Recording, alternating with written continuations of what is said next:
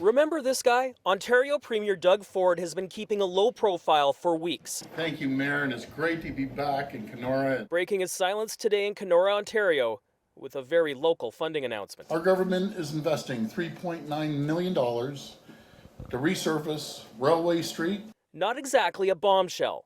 Justin Trudeau has been invoking Ford's name all through the election campaign, using his track record as a warning to progressive voters. Questioned about that today? This from Ford.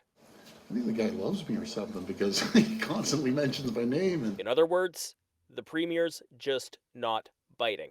Here in northwestern Ontario, Kenora is about as far away as you can get from Queen's Park and still be in the province. Premier Ford hasn't made an official public appearance since September 17th. Ford's controversies followed him here. Greeted today by teachers protesting education cuts, it's the link Trudeau is trying to pin on Scheer. In an often forgotten corner of Ontario, this is a swing seat. Ford's influence on the federal vote depends on who you ask. Definitely Premier Ford has a lot to do with my vote. He has no bearing on my vote at all. Like the Liberals, the Conservatives need every bit of Ontario they can get.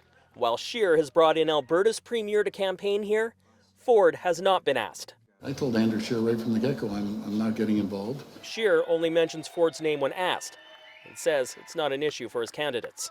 Not once have they ever got a question at the doors from a voter asking which provincial politicians are campaigning with you. With days to go, Trudeau will keep trying to link Ford and Scheer as he did today in Quebec. Where Quebecers need to stand up and fight is against those like Jason Kenney and Doug Ford.